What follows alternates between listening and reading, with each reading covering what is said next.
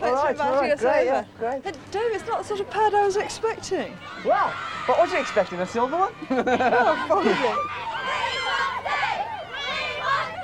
I couldn't go out in the house. I was a prisoner. How are you going to cope with that when you come in every day? I really didn't expect that. And people used to sleep in my garden in this treehouse, leave me notes. Because the thing is, you see, you've always lived in a council house, you've not experienced carpets. It was all lino that we had. There were all carpets in this house. Well, I don't really know it that well, but this is what they call a lounge, you know, which they had as a lounge before. The dustbin men wore dress suits, I think, around that area, because it was so posh, I think it shampooed and set their lawns, I think. You're 20 years old, you've got 500 girls next door, you've got girls all over the country shouting for Dave, shouting for the Slade. Yeah. How does it feel? It feels great, you know. I mean, anybody who says it's not good is an idiot, you know. I mean, we like being popular. It's great, you know. Dave, please! Oh, please, I've not had it once yet. I eventually had to move. Later that summer, Don Powell seemed to have made a full recovery. He left hospital and prepared to tour with Slade again.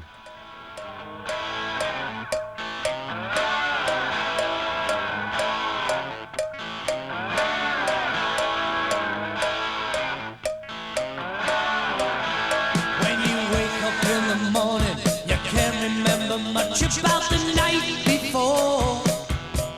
When I first realised that I got amnesia, I used to fight like crazy, and that was the worst thing I could do. The memory thing was a problem with Don, but we just took it on board. It was just the way it was. I didn't realise at the time, and we came to rehearse to do something, and we'll do, let's try Come On Feel the Noise.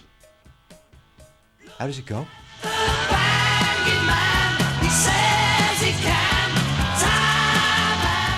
And that shouts, we'll do Merry Christmas. It was #1 at the time. Oh my God, how does it go? And Don grabbed hold of me and said, Jim, what? How does it go? Sing it to me, sing it to me. So while I'm talking to the audience and chatting to the audience, Jim's sort of behind me saying to Don, it starts like this. And once he got the start, he was away. He knew it then. When you always know when it's Christmas in England, you know, here it is, Merry Christmas. So here it is, Merry Christmas, everybody's having fun. Look to the future now, it's only just begun. Are you waiting for the family? In that song, there's probably two of the best lines that I ever came up with. Does your granny always tell you that the old songs are the best? Then she's up and rock and rolling with the rest, which every granny does at Christmas. Granny always tell you that the old songs are the best, and she's up. Part of the success of that record at the time was definitely what was going on around. There was 3-day weeks, TV was going off at night because of power cuts at 10 o'clock. The whole structure of what was going on in the country was very, very dismal. The Christmas record was very optimistic. I think it lifted people. And I knew that I wanted it to be very working class lyric, what normal families went through at Christmas time. I'd had a few drinks, I was in good spirits, I was in a festive spirit. Suddenly these lines were coming into my head. As soon as I got the first line, I hanging up your stocking on the wall, I was on a roll then. The basic tune melody to the chorus came from a song that was the very first song I'd written. The original lyrics on it were really hippie acid lyrics were, so won't you buy me a rocking chair to watch the world go by? Buy me a looking glass to look me in the eye. That was the original lyric. To get it finely tuned and right, it took me about 3 or 4 hours. And the funny thing is, it still sounds fresh. I know a lot of people won't agree with me, they're sick to death of it. Doesn't it get re-released every year? I mean, that must have sold about 50 billion copies, isn't it? Fantastic. I was walking around Rackham's in Birmingham looking for something, and Merry Christmas was playing on the flipping, you know, it's like when you go around the supermarket. And I opened the clothes and this woman was singing it blatantly the other side of these clothes. So hear it, and there was my face. Is there a particular lyric in that song that you like? Yeah, the bit at the end where he says, it's Christmas.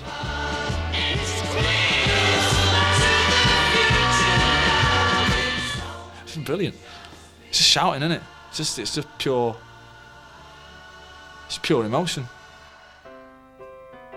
Merry Christmas, Everybody had been Slade's 6th #1 in less than 2 years. Now their manager Chas Chandler looked to a new creative challenge for his boys. The result was a feature film, Flame. With Flame, none of us had ever acted before. It was like dipping our toes into uncharted waters, definitely. Essex had done That'll Be the Day. It was a natural step for Slade to make a film. Do you actually like what we do? The movie explored the harsh realities of life in a fictional rock and roll band. But would Flame backfire on Slade? Right. You see, it's all a matter of packaging, Paul. Packaging, promotion. I'm no bloody fish finger. We actually didn't do a bad job in the acting department, really. We got away with it. I'm not the vocalist, I'm the senior. How'd you do it? Yeah, I never read the whole script anyway. I only read my part. I didn't even know what it was about half the time. I remember at the premiere we were said, have you done the right thing by exposing the downside of the music business, if you like? And I could see what they meant. You're a good live act, and that's it. Excuse me. That crap you served up tonight, that wasn't music. You're just second-rate comics working on a third-rate audience. With a fourth-rate agent copying 10%.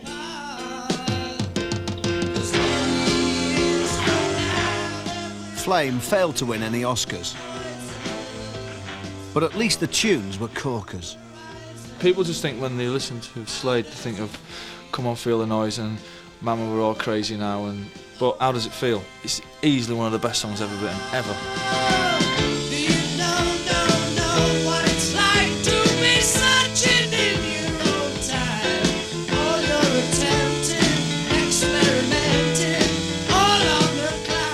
That's such a brilliant song.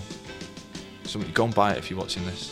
It's on the greatest hits, track 13. It's like to be searching and suddenly find all your illusion, all your confusion, all left behind.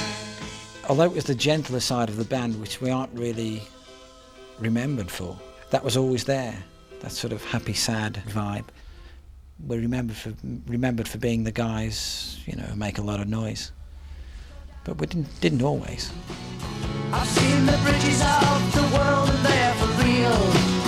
I've had a red light on the wrist without me even getting kissed.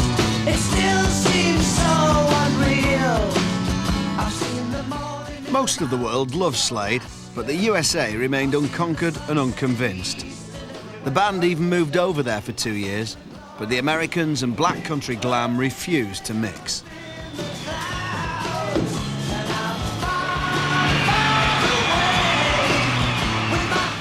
Concert-wise, it was great for us.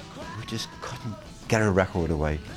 We're over in America at the moment. Hope everybody's having a great time on the 500th birthday of Top of the Pops. Wish we could have been there getting drunk with everybody. They couldn't understand a word we were saying. It was just impossible. I did have trouble understanding their accent, yeah. They got very thick accents. I didn't say they're thick, I said they had very thick accents.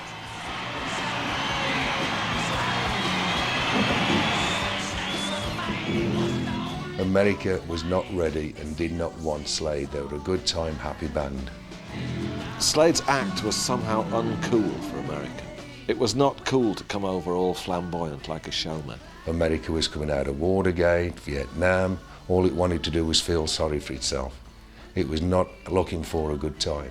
They returned home in about 77 or so, sort of down and out.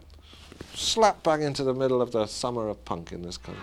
Now I'm so happy to see you, and you're so clever to come. Well, the late 70s was a bit strange for us, definitely, because we were considered boarding old fart, I suppose. It was black and black clothes and belts and studs and chains coming off their noses and all sorts of some bad teeth. There wasn't any light at the end of the tunnel. It was the year zero. It had a political side to it that was almost like Pol Pot. I thought, we're going to do about this then, you know. We feel like rock dinosaurs. You know, anybody that was any successful before then was out of it. Money was difficult, and there were problems, and